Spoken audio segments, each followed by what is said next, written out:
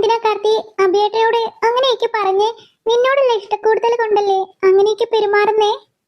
അതിന് ഞാൻ പറഞ്ഞോ അവനോട് എന്നെ സ്നേഹിക്കാൻ? ഇല്ലല്ലോ. എനിക്കിഷ്ടമില്ലെന്ന് പറഞ്ഞിട്ടും പിന്നെയും പിന്നെയും പിറകെ വന്നാൽ ദേഷ്യം വരില്ലേ?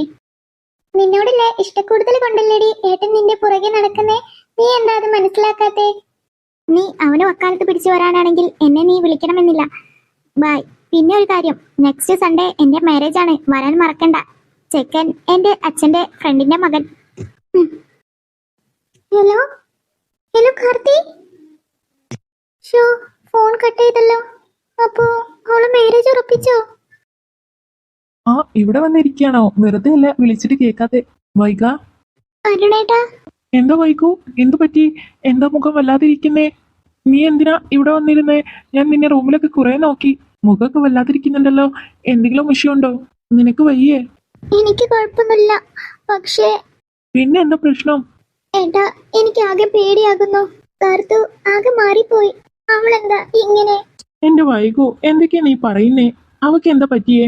നേരത്തെ ഞാൻ അവളെ വിളിച്ചിരുന്നു. അപ്പൊ അവള് പറയാ നെക്സ്റ്റ് സൺഡേ അവളെ മാരേജ് ആണെന്ന്.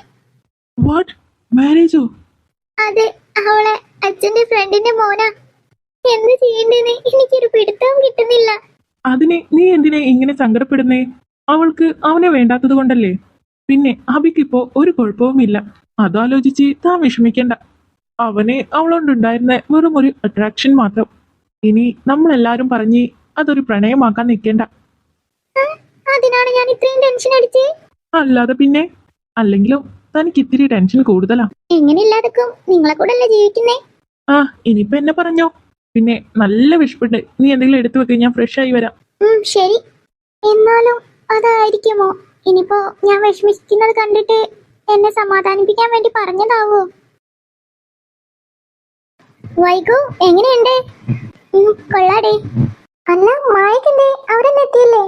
ഇല്ല, അവരിപ്പോ വരാ മതി. നിനക്ക് എന്താ ഒരു ഉഷാറില്ലാത്തടേ? ഒന്നുമില്ല കാർത്തു, ഞാൻ ഇപ്പോഴും നിന്നോട് ചോദിക്കുക, നിനക്ക് ഈ വിവാഹത്തിന് സമ്മതമാണോ? നീ ഹാപ്പി ആണോടാ? അതേടാ. അല്ല അരുൺ സാറൊക്കെ എന്തേ? ദേ അവിടെ നിൽപ്പുണ്ട്. കാർത്തി, നിനക്ക് അഭിയേട്ടനെ ഇഷ്ടമല്ലേ? പിന്നെ എന്തിനാ നീ കല്യാണത്തിന് തയ്യാറായത്? ഈ അവസാന നിമിഷമെങ്കിലും നീ ഒന്ന് പറ. എന്റെ പൊന്നു വൈകു, നിനക്ക് ഈ കാര്യമേ പറയാനുള്ളൂ? എനിക്ക് ഈ കല്യാണത്തിന് 100 വട്ടം സമ്മതം. വൈകു, നിന്നെ അരുണ് വിളിക്കുന്നു. എന്തേ കാർത്തി? ഇപ്പോഴേ എനിക്കൊരു സമാധാനായേ.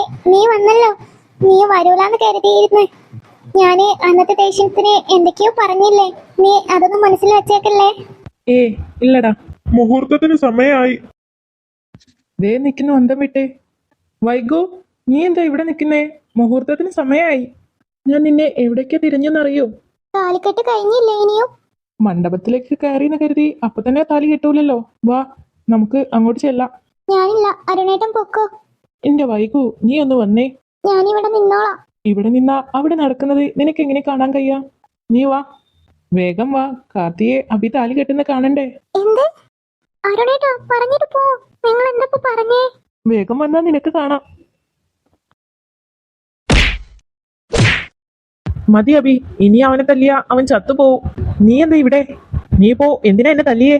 എന്താ മോനെ, എന്താ പ്രശ്നം? നീ എന്താ ഈ ചെയ്യുന്നേ? അവനെ എന്തിനാ അടിച്ചേ? പ്ലീസ് അച്ഛൻ ഇതിൽ ഇടപെടരുത്.